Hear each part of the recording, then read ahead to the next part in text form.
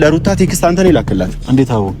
ስለማቅ እርግጠኛ ነኝ የእናንተ ሴራ እርግጥ ስለሆነ የሚታወቅ ሴራ ስለሆነ ዝም ብለህ አብርሃም ባላወቀው ነገር አታውራ። ለሩታ ቴክስት የምትልከው ወይ አንተ ነህ ወይ ፍቅር ነው። ይኸውልህ እውነቱን ይኸውልህ ማመን ካልፈለክ አለማመን ትችላለህ፣ ግን እየነገርኩ ነው አሁን ማለት ነው። ስለዛ ልከራከርህ አይደለም። እቅድ ምንድነው? እቅዳችሁ ምንድነው? እንዲያብድ ነው የምትፈልገው? ወንድምህ አይደለም? ምን አደረኩኝ? አብርሃም እንደዚህ እንዲሆን ምን አደረኩ? ይኸውልህ ከከሰረ ሚክሰር ከሄርሜላ ጋር ሆኖ ህይወቱ ይበላሻል ብለህ ወይም ህይወቱ ይበላሻል ብላችሁ ስጋት ውስጥ አትግቡ። እንደውም ይኸውልህ መጀመሪያ ከኖረው ህይወት የተሻለ ህይወት ነው እየኖረ ያለው። ይሄ ልጅ የአባትነት ፍቅር ማግኘት አለበት። ሩታም እንደዚህ እየሆነች ያለችው ልጁ የአባትነት ፍቅር አግኝቶ እንዲያደግ ብላ ነበር ይሄ ሁሉ ጊዜ እንደዛ እያደረገች ያለችው እንጂ እኮ አልፈልግም ብለው ነበር። ግን ለልጇ ስትል ነበር ብዙ ነገር ያደረገችው።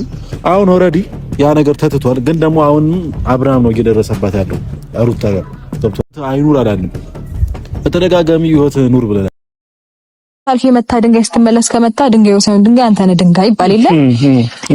ትናንትና የተፈጠረውን ነገር እያሰብኩኝ እና እያወቅኩኝ ዛሬም ይሄንን ነገር ብደግመው ከጥፋቴ ልማርም አልችልም ማለት ነው። ምክንያቱም ትናንትና ይሄንን ነገር አድርጎታል።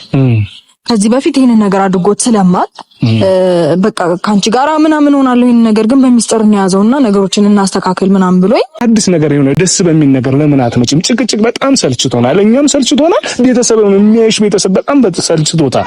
በጣም ጠንካራ ሴት እንደሆንሽ አውቃለሁ፣ በብዙ ፈተና እንዳለፍሽ አውቃለሁ፣ ዛሬ ላይ መቆምሽ ጥንካሬሽ እንደሆነ አውቃለሁ።